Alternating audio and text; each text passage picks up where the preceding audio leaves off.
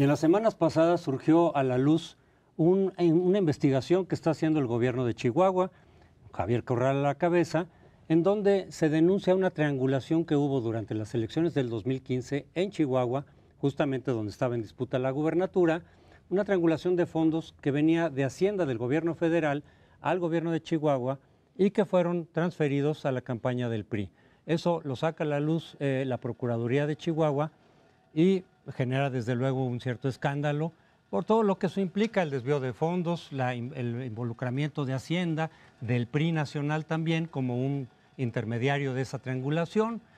Y hoy en la tarde Javier Corral sale a denunciar que a raíz de esa investigación se le han cerrado algunos de los recursos federales que deben de llegar al gobierno de Chihuahua para llevar a cabo el gasto corriente, el gasto normal.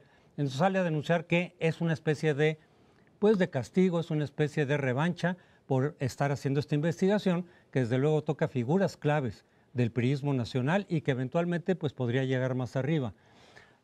Hacienda contestó a través de su subsecretario diciendo no, lo que nos interesa es ver que quede claro que ese instrumento de convenios, que fue el que se utilizó justamente en esta transferencia indebida, es validada por el gobierno de Chihuahua o no.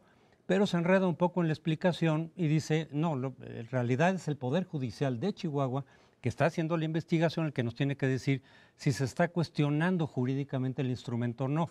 Porque en caso de ser cuestionado, pues nosotros no vamos a incurrir en lo mismo, ¿no? O sea, no vamos a utilizar ese mismo instrumento.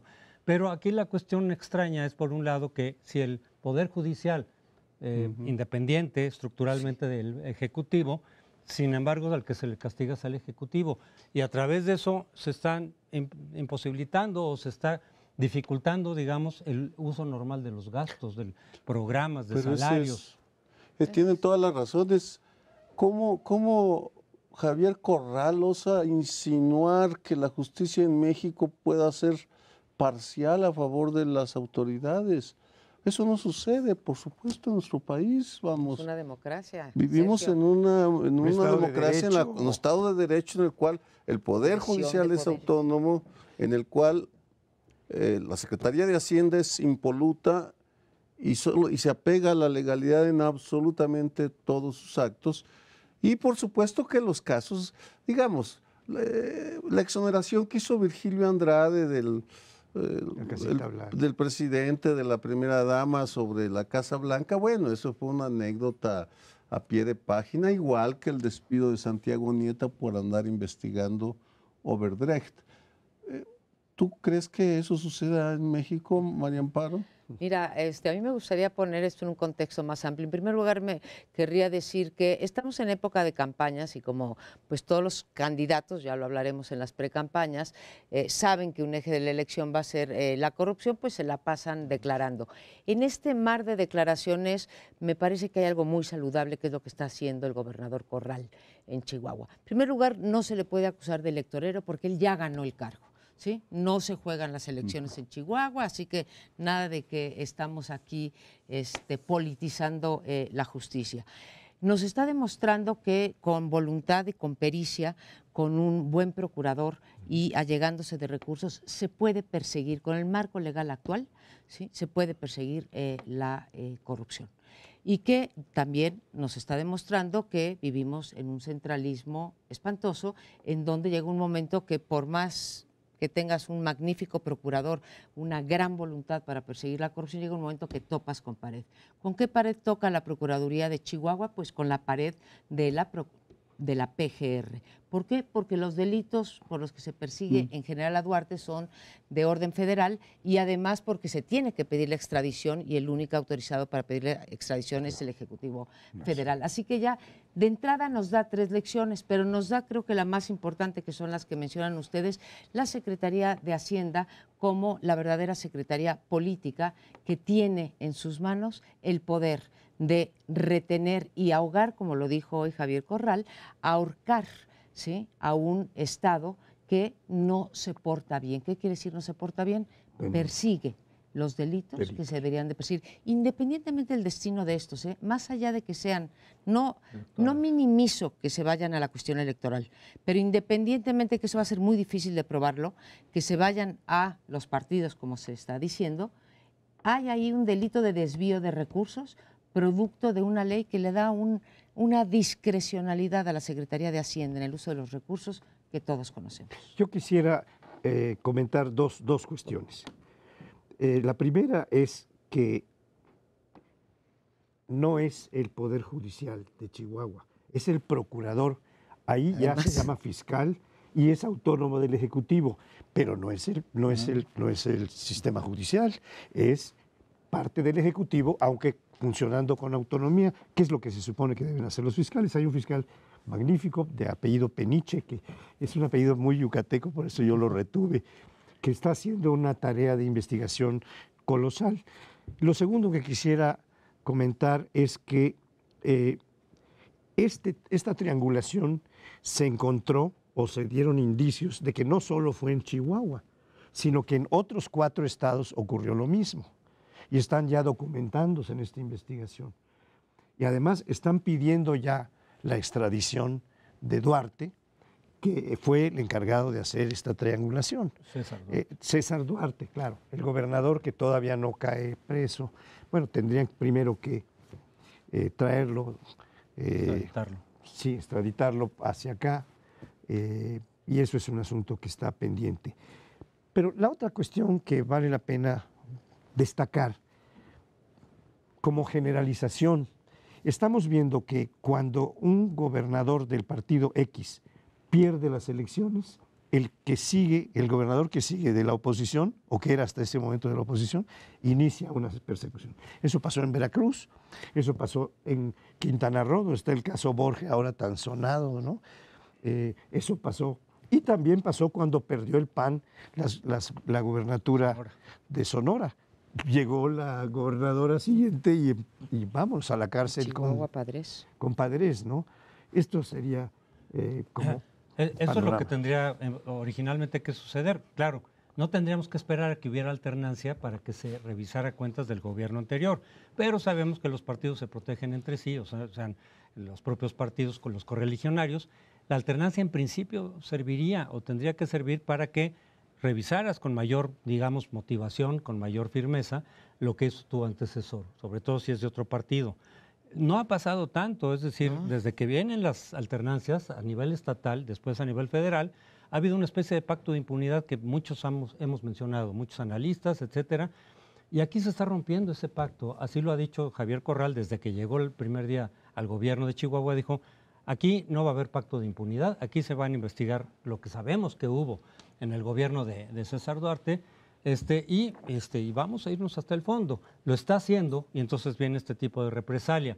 Lo que está en juego aquí no es nomás lo de Chihuahua, efectivamente, es una especie de pacto de impunidad que se ha mantenido y también es el cuestionamiento y la evidencia del uso político de Hacienda, es decir, de los recursos. Yo te doy más o menos, te restringo o eventualmente incluso te sofoco en términos presupuestales, si tú estás haciendo algo que pueda afectar al gobierno federal en términos políticos. Se decía que esto seguramente ocurrió en otros estados en 2015 y a lo mejor después también, 16. Pero en 2015 seguramente eso que pasó en Chihuahua, esa triangulación, seguramente ocurrió en otros estados donde hubo elecciones, pero otros gobernadores quizá no están dispuestos a hacer lo que está haciendo Corral, precisamente porque saben las consecuencias presupuestales de eso, es decir, saben que puede haber una represalia financiera de parte del gobierno federal. Vamos a ver en qué ocurre. En principio se supone, por lo que dijo ahí el subsecretario de Hacienda, que si se informa que no se está cuestionando jurídicamente el instrumento que se utilizó para esta transferencia, supuestamente no avalada por Hacienda, eso es parte de lo que está en duda, pues se le darían ya los recursos. Eso es lo que se pudo haber entendido, o lo que yo entendí de lo que ha dicho Hacienda. Es decir, si nos aclaran este asunto, vienen los recursos, ya no hay problema. Y obviamente Corral, toda esta denuncia que está haciendo es para poder continuar con su investigación hasta donde llegue, en lo que le toca a su ámbito, sin que esto afecte presupuestalmente al gobierno de Chihuahua. Yo quisiera nada más retrotraerme un momentito a las elecciones del Estado de México y de Coahuila, porque uno de los elementos que explica esta ganar a como dé lugar es que no tenga yo encima a la justicia. Tanto en el Estado de México, donde había trapacería y media, como en Coahuila, muy, muy notoriamente, se pusieron todas las carnes al asador para que ganaran como ganaran, aún con la acción del INE que dijo se rebasaron los topes de campaña, es causal de Nulidad. de nulidad. No. Viene una segunda que vuelve a firmar el INE y se la vuelve a echar el Poder Judicial, que está en manos del PRI, claramente. Entonces, esto es algo que vale la pena recordar porque nos está dando una explicación más de las razones que tenía el PRI para ir con todo por Estado de México y Coahuila. Desde otro punto de vista, el comportamiento del gobierno de Javier Corral prefigura una esperanza tenue, porque desafortunadamente no abundan gobernadores como Corral, ni diputados como Pedro Kumamoto o algunos otros que se han ido distinguiendo, pero dentro de este panorama tan árido de cuadros carismáticos por su compromiso con las causas de interés general, sí vale la pena reconocer ese compromiso que que ratifica que pues es el mismo Javier Corral que conocemos, el que tiene años dando la pelea, el que organizó una acción de inconstitucional por la ley Televisa, que le costó enormes problemas con Televisa, es decir, una persona comprometida y luchadora por causas de interés general. ¿Qué tendríamos que hacer para que ese tipo de comportamientos se generalizaran? Esa es tal vez una de las preguntas para el 2018. Pues sí, y ojalá y sí emularan a Javier Corral, porque lo que nos está demostrando, insisto, es que con este marco jurídico se puede perseguir y se puede ir poco a poco disminuyendo la impunidad en este país, y como muchas de las cosas que ocurren buenas que ocurren en este país vienen de la periferia hacia el centro. Esto está ocurriendo en un gobierno local y tendrá un aprendizaje el gobierno federal respecto a esto. Instrumentos, insisto, los hay, se junta la voluntad, porque no es nada más el compromiso lo tuvo Yunes, el compromiso lo tuvieron todos llegaron las gubernaturas en el 15, en el 16 y en el 17, llegaron con ese compromiso. Quien lo ha materializado, ni siquiera un independiente como el Bronco, quien realmente lo está materializando por primera vez, ¿sí?, con más de 30 denuncias puestas, de las cuales 14 ya prosperaron, de las cuales 4 ya están en la cárcel y las demás también tienen posibilidades de prosperar, porque no es cierto que están basadas únicamente en declaraciones de testigos protegidos, están basadas en evidencia sólida. Ahora, ¿qué me gustaría a mí, ya que haces la pregunta, Sergio, y hablando de lo del convenio y lo que explicaba Mesmacher, que creo que sí se enreda en su explicación, es que también tenemos que ir en contra de esa discrecionalidad a través de la cual se le dan los fondos, no nada más a Chihuahua, sino a todos los estados. Estamos hablando de un fondo que se llama de saneamiento financiero que se le da a los estados para que puedan cerrar sus años fiscales, y se da tradicionalmente a través de la firma de un convenio, pero está mal que se haga eso y tenemos que acabar en la ley de responsabilidad hacendaria con esa posibilidad de Hacienda de dar ampliaciones al margen del Congreso, de la aprobación del presupuesto en el Congreso, y sobre la cual después, mentira que se rinden cuentas, ¿sí? 7% por encima del presupuesto se da con ampliaciones presupuestarias. Y ahí es una ventana de corrupción, vaya, es un portón para actos de corrupción. Ojalá que de aquí surja una revisión de todos esos instrumentos y procedimientos administrativos y fiscales que se prestan a esto, a la corrupción, a cierta arbitrariedad en el uso de los recursos, pero también está el punto de la selectividad en los castigos. O sea, sí se fue contra Javier Duarte, sí se fue contra Tomás Borge, pero con César Duarte pareciera, porque no se ha pedido la extradición de César Duarte, que ya está ubicado, porque pareciera que tiene vínculos cercanos y amistades muy por arriba. Pero todo esto, en fin, veremos qué sucede. Nos vamos al siguiente segmento. La elección para presidente que tendremos este año se está llenando de situaciones novedosas. Me voy a referir a 3 que surgen en la campaña y meten, por ahora al menos, el tema de la inseguridad como el tema central, como lo nodal. Andrés Manuel López Obrador les está dando una vapuleada a sus contendientes en este tema, cuando menos. Lleva la delantera. Menciono 3 asuntos que se dieron durante las últimas semanas, de hecho.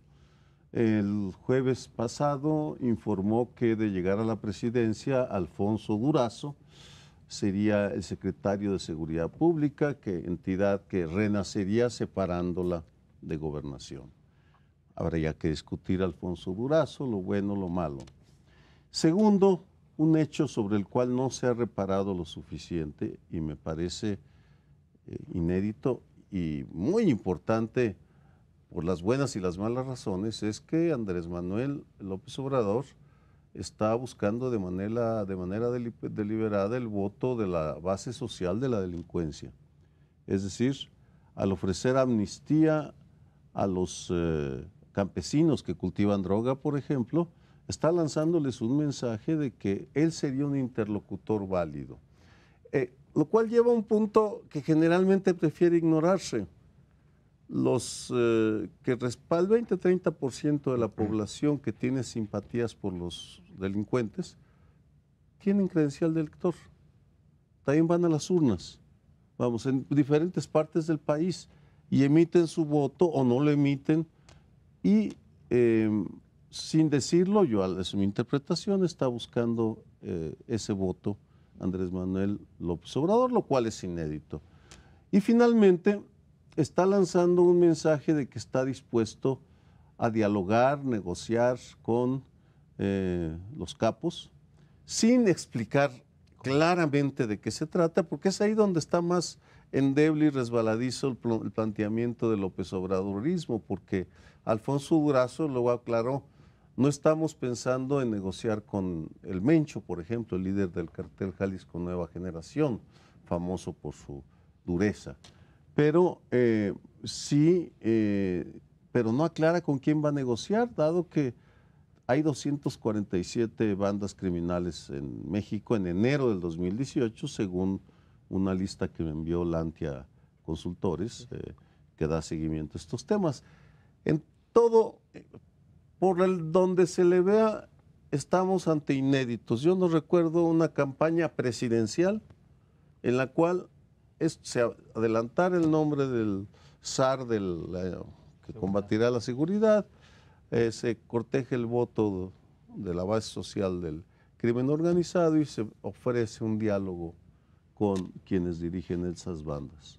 Me encanta cómo lo planteas, Sergio, sobre todo tu segundo punto.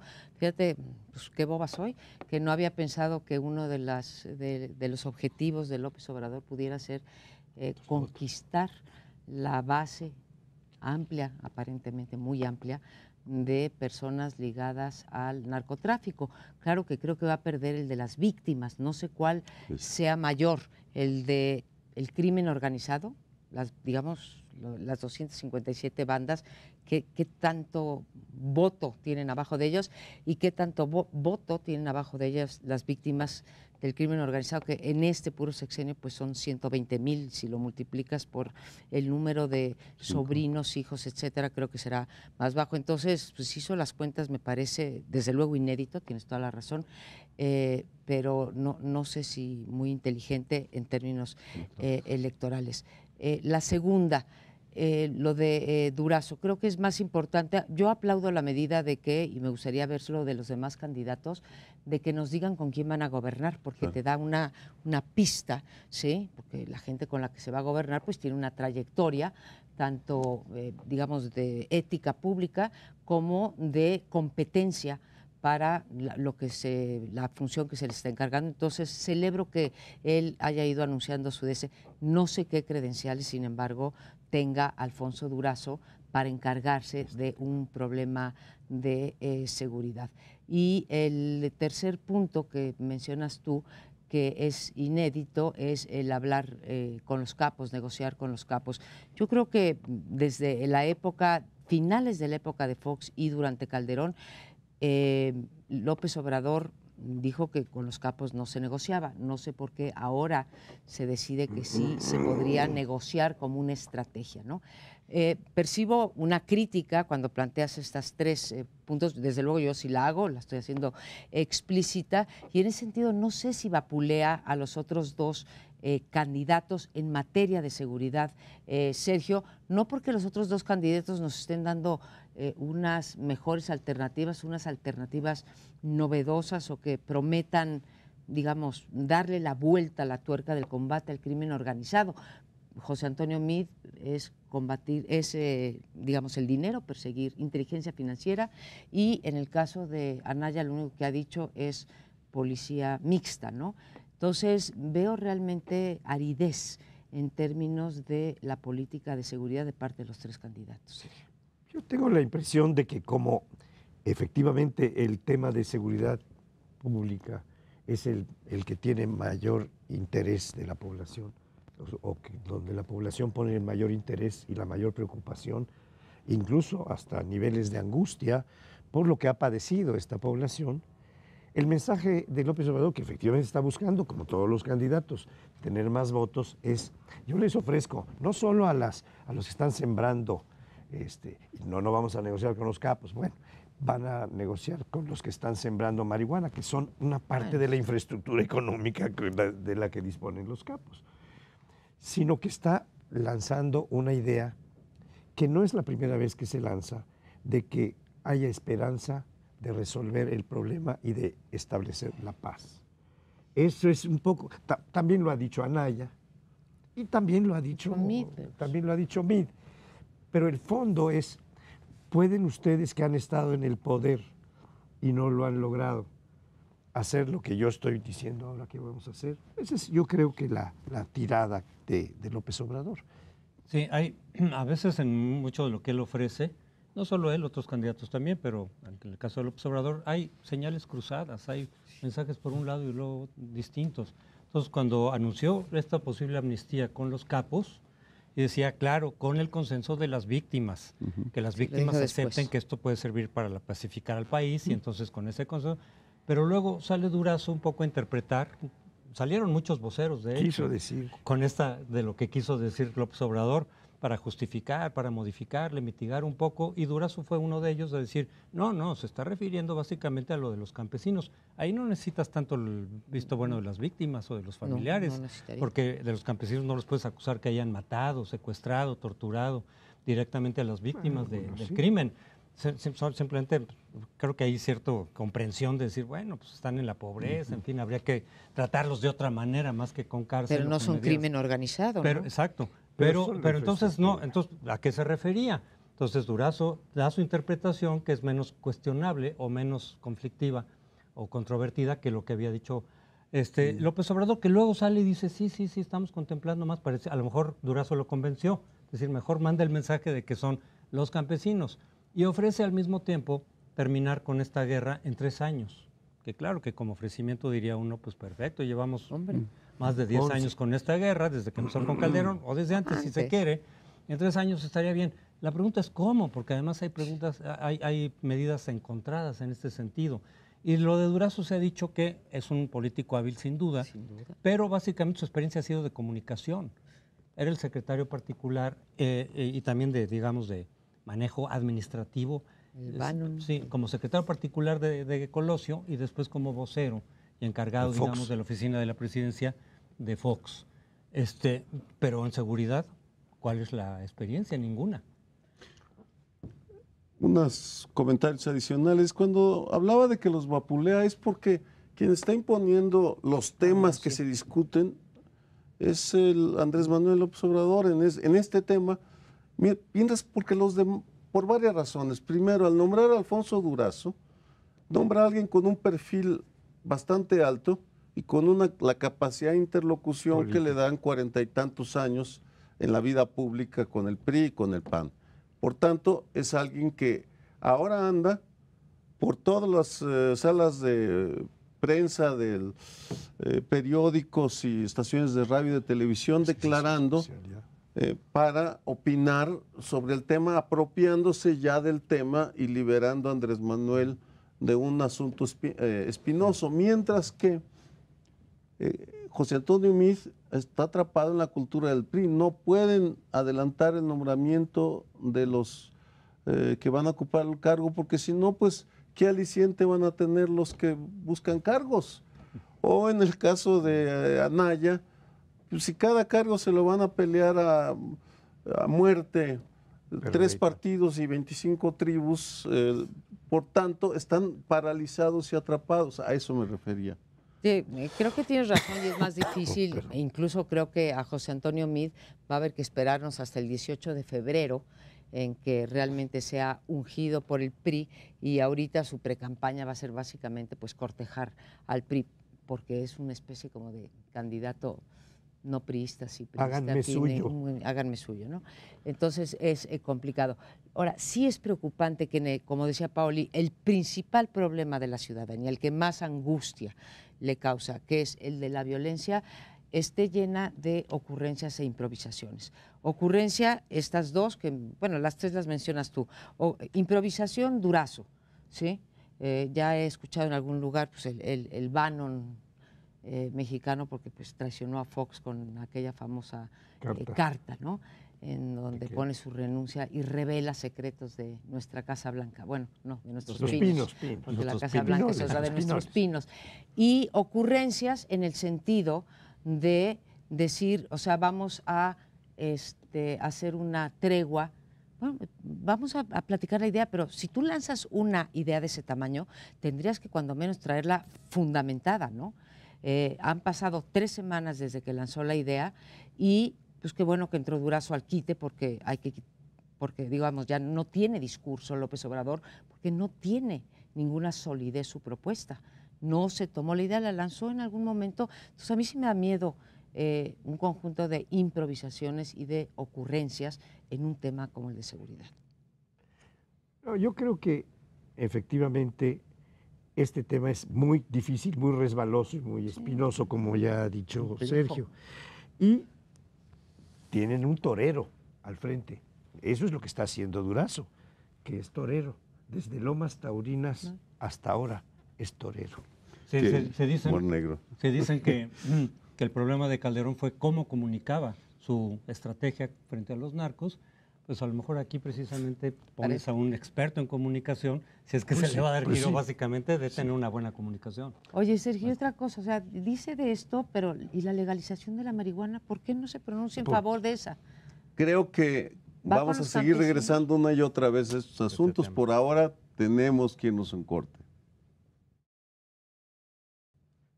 Pues no sé qué piense usted en esta mesa. Sí hay una especie, no siempre lo hay, pero en esta ocasión sí hay una especie de consenso de que las precampañas no son tales y que habría que quitarles el prefijo.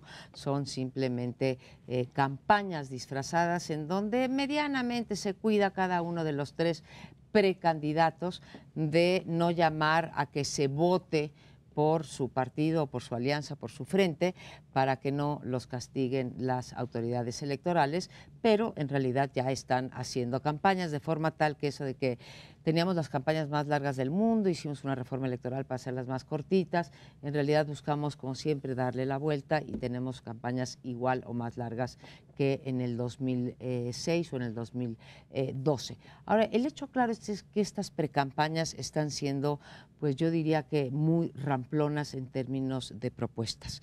No, decía hace un rato en el bloque anterior, Sergio, que había estas cosas inéditas. En efecto, no por inéditas son buenas o malas o regulares, simplemente no las habíamos visto antes, pero sí extraña a uno algún tipo de seriedad en la forma de abordar los problemas que más preocupan, y me voy a ampliar, no solamente es la violencia, es la corrupción y es el bolsillo de los mexicanos. Dentro del bolsillo de los mexicanos meto desde el salario hasta la pobreza extrema que vivimos y la desigualdad.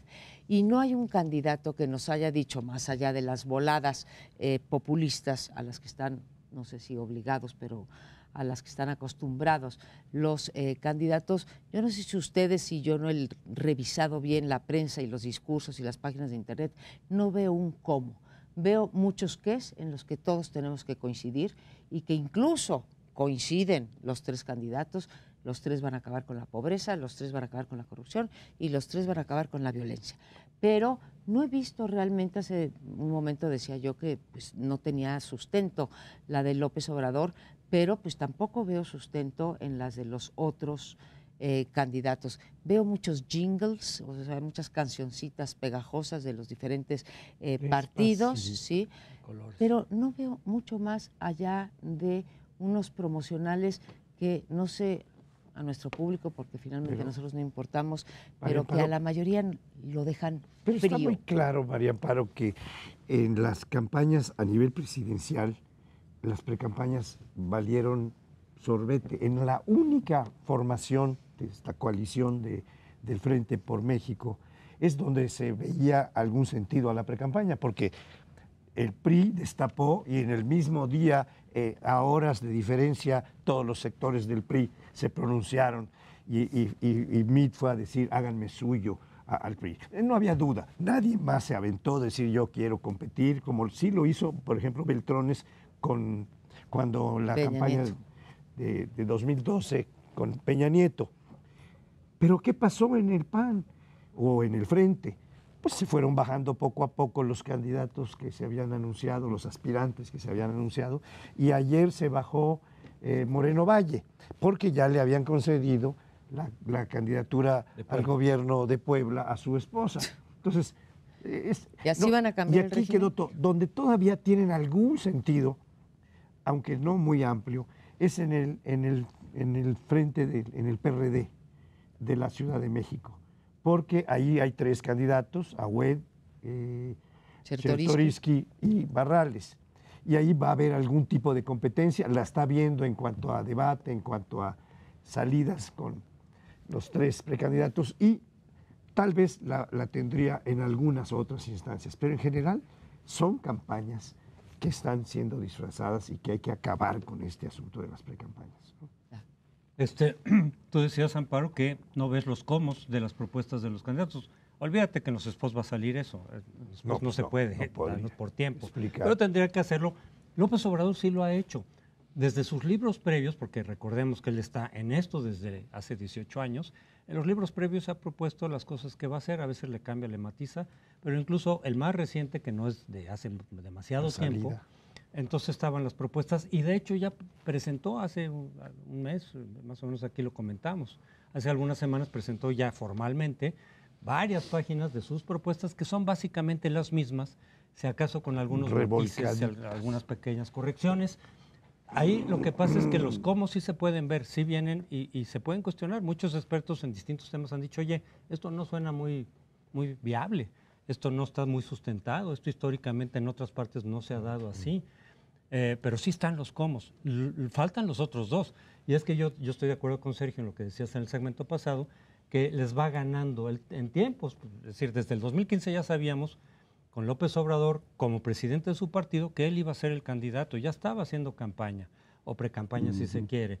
Luego lo del gabinete, pues estamos en plena precampaña y ya está el gabinete, que creo que es importante que nos digan con quién van a gobernar, yo sí lo creo, porque es un elemento de juicio más, con quién vas a gobernar en diferentes temas, qué tanta experiencia tienen, qué tanta solidez moral tienen o no. Yo creo que es y ya López Obrador ya lo hizo. Los otros todavía ni siquiera presentan las propuestas concretas, más allá de algunas también ocurrencias declaradas, pero no sustentadas, y ellos lo van a hacer seguramente, pero más tarde. Entonces López Obrador les va ganando tiempo, y a veces en una campaña electoral, quien se adelanta, a diferencia de lo que ocurría antes, quien se mueve tiene más probabilidades de salir. Bueno, desde luego que les va... Adelante, no me dejas hablar, perdón. Ya la vieron. Mi dosis de autoritarismo. Perdón, Sergio, vas. María Amparo, es que jamás vamos a encontrar en las campañas lo que no existe. Si tuviéramos la Divina Comedia... Absolutamente de acuerdo. En las campañas electorales mexicanas está el infierno, está lo más pobre, lo más degradado de la vida nacional.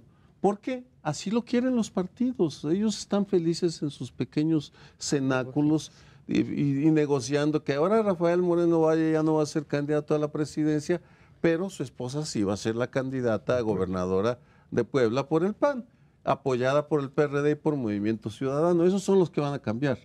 Vamos, una vez que te bajas de sus discursos. Por tanto, hay que buscar en otro lado para encontrar el paraísos, para seguir con la misma, con el mismo libro. Y en este sentido, los debates de fondo se están dando en otro lado. Ya mencionamos uno, Chihuahua. En Chihuahua se está dando una batalla sobre una metodología para combatir la corrupción en gobiernos de estados. Bueno o mala, ese es un ejemplo. Segunda, la batalla que hay que observar y que una vez más una coalición sociedad-estado, la ley sobre publicidad oficial que tienen que hacer en los próximos 2 meses, 3 meses, les guste o no les guste al Congreso. Lo tienen que hacer. La harán mala, la harán buena, pero esa es la batalla que hay que seguir. Y finalmente, la acción de inconstitucionalidad que ya en unas cuantas semanas presentará la Comisión Nacional de los Derechos Humanos contra la Ley de Seguridad Interior, apoyados por un buen número de organizaciones. Es decir, si uno se queda en la urna, pues ahí sí no tienes para dónde, salvo que creas en alguno de los candidatos, lo cual es legítimo. Se puede creer en un candidato, pero luego darle la vuelta a la urna y dedicarte a buscar en otro lado las señales de que el país sí se está moviendo. Como artículo de fe, ¿no? Dices, o sea, creer en un candidato, porque no sé de qué otra manera. A ver, nos dice José Antonio, y creo que tiene razón, que hay varios libros que sustentan y a lo mejor cada vez son más concretos las propuestas de López Obrador. Y en efecto, el señor lleva en campaña desde cuando menos el 2005 para competir en las del 2006 y antes las del gobierno del DF. Pero tomo más el reto de Sergio. Yo creo que más que las declaraciones, porque también si uno desmenuza estos comos en los libros de López Obrador, como por ejemplo su lucha contra la corrupción, pues que es básicamente voluntarista, y yo digo que hace falta voluntad, ¿no? Pero una cosa es voluntad y otra es voluntarismo, pues las empieza a desmenuzar y tampoco tienen mucho asidero, ¿no? Entonces, ¿en dónde está la verdadera, la verdadera intención? Está en los hechos. ¿Cómo están presentando los del Frente o los de Morena la acción de inconstitucionalidad por la Ley de Seguridad Interior? Están votando, porque tú dices, háganle como le hagan, pero nos tienen que entregar una ley de publicidad gubernamental. Sergio, pues eres muy optimista. Yo también digo que la tienen que presentar, como dijo la Corte, el 30 de abril, pero la Constitución ya les había dicho que la tenían que presentar hace 10 años. Y si te vas al violómetro, este instrumento que se hizo en la página del CIDE para ver cuánto tiempo pasa sin que los legisladores cumplan con lo que les marca la Constitución. Con los que ellos mismos se marcaron. Que ellos se pusieron, sí, autoplazos, ¿no? Entonces, pues igual llegamos al 30 de abril y ni buena ni mala, simplemente no sale. Entonces, creo que nuestra obligación sería decirle, miren, nos promete un cambio de régimen el Frente, pero pues ponen a la esposa de Moreno Valle o votan en favor, no es el caso, le aclaro al público, votan en favor de la Ley de Seguridad. López Obrador nos propone una nueva estrategia de violación de crimen organizado, pero vota en contra de la legalización de la marihuana. Veamos en los hechos, en el Congreso o en los gobiernos estatales controlados por ellos, qué hacen. Ahí es donde está su verdadero programa y su motivación de cambio. Sí, pero en el fondo de lo que se trata es que no debemos como ciudadanos transferirles a quienes gobiernan o son candidatos responsabilidades que nos atañen. No nos van a regalar ni la libertad ni la democracia que nos merecemos si no nos la ganamos nosotros mismos. Yo estoy de acuerdo con eso, pero a final de cuentas, en las campañas, y los candidatos lo saben, lo que la gente quiere son promesas, son objetivos muy loables, que todos los hacen porque básicamente van lo mismo, o sea, 6% de crecimiento anual en la economía, perfecto, abatir la corrupción de raíz, perfecto. Reducir la violencia significativamente o radical, pues claro, en los comos no se meten mucho los propios candidatos porque la gente no quiere oír eso, se quiere quedar con las expectativas positivas. que todos ofrecen. Pues a ver cómo le hacemos con que no quieren oír propuestas, pero la sociedad somos los que tenemos que elevar el listón de exigencia. Con esto nos vamos a un corte y regresamos en un minuto. Vamos a comentar ahora brevemente el asunto de los independientes, ya que han cumplido con los apoyos de firmas que se les pedían dos de los candidatos presidenciales o de los aspirantes a ser candidatos presidenciales, el Bronco y Margarita Zavala. Es muy claro para mí que Margarita ha sido ayudada en los apoyos por quienes quieren cancelar votos para Anaya, para que voten por Margarita, es decir, para quitarle votos al Frente por México. También está la otra cuestión, que es los candidatos no solo son los de presidencia, y donde yo tengo la hipótesis de que serán más útiles es abajo, sobre todo en municipios, pero también en legisladores. Ya hay como 5 o 6 candidatos a senadores, están los de Nuevo León, independientes, está el de Morelia, que fue el alcalde de Morelia y ahora quiere ser senador, está Cloutier y está Kumamoto, que es el que más firmas y más rápidamente las obtuvo, que es el chavo que ha sido lucidor como candidato independiente, primero como diputado local y ahora va al Senado. En fin, estas cuestiones de los candidatos independientes tienen algún sentido, alcanzan a sacudir un poco a los partidos, alcanzan a tener, por ejemplo, este de Enrique Cárdenas, que me parece un esfuerzo verdaderamente loable de Enrique, habiéndole fallado la nominación por Morena, que lo había invitado, se ha lanzado a formar un grupo y está teniendo candidatos no solo a gobernador, que será él, sino a diversos cargos municipales y de diputados locales. Felicidades, Enrique, creo que es una tarea ímproba, pero muy valiosa de tu parte. Bien. Creo que tiene razón Francisco José. Francisco José, en esto de que donde más impacto pueden causar es a nivel local. Incluso gente como Cloutier, como Kumamoto, muy valioso, que va a cambiar de puesto, en un caso al Senado, en otro caso a alcaldías, etcétera.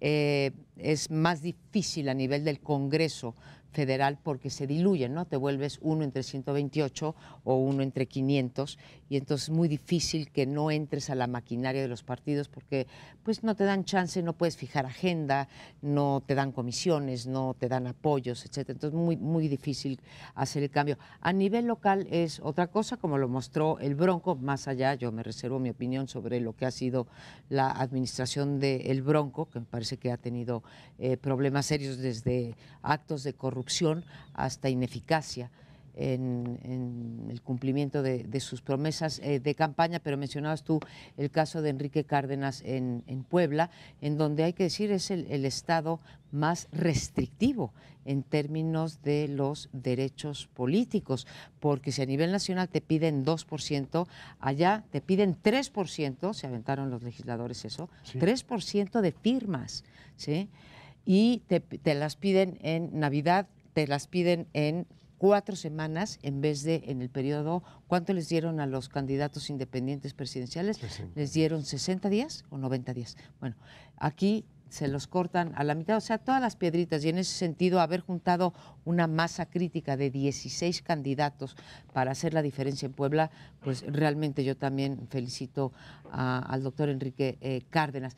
Ahí es creo que donde pueden empezar a hacer la diferencia, como empezó hace rato, yo decía que muchas veces las cosas buenas venían de la periferia al centro, los gobiernos sin mayoría comenzaron también en los estados mucho antes, o sea, los contrapesos, luego hubo una reversión, paradójicamente, pero el cambio vino primero en los congresos locales y las alternancias vinieron primero en las presidencias municipales y en las gubernaturas. Sobre el Bronco, yo además, más que una opinión, o además de una opinión negativa sobre el Bronco, sí. Tengo algo de información, un largo artículo del New York Times ayer domingo, en el cual narra varios casos de intentos de ciudadanos por enfrentar la inseguridad ante la incapacidad del Estado. Y en el caso de Nuevo León, relata cómo éxito, ¿no? Los empresarios de Monterrey se organizan y presionan al gobierno y empieza a haber una reforma efectiva y auténtica en la policía, con lo cual se reduce fuerza civil y se reduce el índice de delitos. Y lo que asegura con evidencia es que al llegar el Bronco, pone a sus cuates y que entonces vuelve, sobre todo un procurador bastante polémico, al que mantuvo en el cargo un tiempo absurdamente largo, vuelven a subir otra vez los índices del delito. Y en ese sentido, pues ahí tenemos el caso de que un presunto independiente que no tuvo la capacidad para gobernar y demostró que lo independiente, que vamos, la medalla de excelencia que deberían tener los independientes no es automática, que hay que ganársela con batallas concretas que en Nuevo León pues no se dieron, y ahora lo vamos a tener recorriendo el país con sus ocurrencias, él sí con sus ocurrencias. Yo creo que, yo pienso que lo que se ha dicho mucho, lo que muchos dicen es que quienes van a quedar en la boleta, en la lista presidencial, como independientes son dos, es el Bronco y Margarita Zavala. Los demás parece que no van a conseguir las firmas, no van en un buen ritmo, se les va a acabar el tiempo, pero bueno, si son esos dos, nada más los que queden en la lista, no es casual, desde luego, el hecho de que sean militantes de partidos de muchos años. Sí. O sea, obviamente quien más tiene posibilidad de cumplir esos requisitos muy elevados que pide la ley son quienes han estado en los partidos. Entonces, se tendría que ver de qué manera, si se quiere realmente el espíritu de ciudadanos, que pudieron haber estado en un partido, pero no de inmediato, es decir, no de salida luego, porque mi partido me cerró las puertas, porque me hizo trampa, o porque no gané en buena lid, entonces me voy por otro lado, ¿no? O si ya percibo desde antes, porque la ley te dice que si ya competiste en un proceso interno de tu partido, no te puedes ir a otro, o como independiente, los tiempos no te lo dan, en principio. Pero de todas maneras decir, bueno, si yo percibo que en mi partido no me van a nombrar candidato, me voy de inmediato, y entonces me llevo muchos simpatizantes, mucha gente del PAN ha renunciado, y otros sin renunciar están ayudando a Margarita en la recolección de firmas y demás. Entonces hay cierta estructura ahí, informal, pero que un candidato no partidista no tendría. Y en el caso del Bronco, pues además estando desde el gobierno, ¿cuántas de esas firmas se ha dicho mucho, no? Se ha denunciado. Bueno, y 30 años en el PRI, 28 años en el PRI, ¿no? El Bronco. Sí, él estuvo 28, 30, no más, 33 años, algo así. Pero digo, ya además ahora como gobernador, claro, en funciones, claro que seguramente la estructura la utilizó de una u otra manera para esa recolección de firmas. Se ha dicho incluso que paga por firmas a sus asistentes, quizá con recursos públicos desviados. No tengo todos los elementos, se sospecha, hay elementos, hay denuncias en ese sentido. Pero decir, bueno, un ciudadano que auténticamente no acaba de salir de un partido o que nunca estuvo en un partido, salvo casos más bien a nivel individual, pequeño, digamos, local, como Kumamoto, no tiene realmente probabilidades. Bueno, hemos hablado de los candidatos independientes a nivel presidencial, a nivel de gobernadores y a nivel de senadores, pero hay diputados federales también que tienen ya un buen, o aspirantes que ya tienen los apoyos necesarios. Y a mí lo que me interesaría destacar más es que donde va a ser más útil los candidatos independientes, verdaderamente útil, es en los municipios.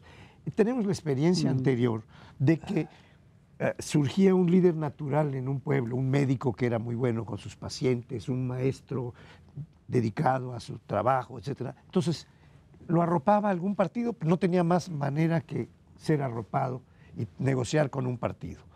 Ahora no, ahora si tiene la base social de apoyo, puede ir con la candidatura independiente donde es menos exigente. Y allí hay muchos municipios en donde vamos a ver candidatos independientes que van a surgir. Y esta es la base de la cúspide política, digo, de la pirámide política. Mira, yo defiendo el derecho, a poder competir sin partido, es un derecho político y estoy en favor de los derechos políticos, pero como todos los instrumentos de la democracia o de la no democracia, son imperfectos o son armas de doble filo, porque también habrá, gente muy arraigada en una comunidad que a través de su posición social, económica, en fin, un cacicazgo, puede hacerse del poder del municipio y en ese sentido gobernar para sus intereses. Entonces yo concluiría más por el lado que decía Sergio, así como lo cortés no quita lo valiente, lo independiente no te da valía o no te da garantía de ser ni buen gobernante ni de ser no corrupto o probo o con ética pública, ¿no? Entonces, a cada uno por sus propios méritos y por sus propuestas y sus ejercicios de gobierno. Ni ser comentarista en un panel como este da garantía de que diga uno unas cosas inteligentes, es decir, uno barrabasadas, tonterías, ¿no? Bueno, pero por hoy vamos a dejar nuestras barrabasadas y vamos a invitarlos. No, él dice que no. No digo que no hay garantías. No hay garantías. Que no hay garantías de nada, porque a digamos veces cosas atinadas, inteligentes. Sí, a veces se te olvida un nombre o se te olvida ni que una venga idea, uno la sin regaste. catarro como he venido yo, pero nos vamos a tener que ir. Somos Nos muy esperamos smart la como Trump. próxima semana en este programa de Primer Plano y feliz año nuevo.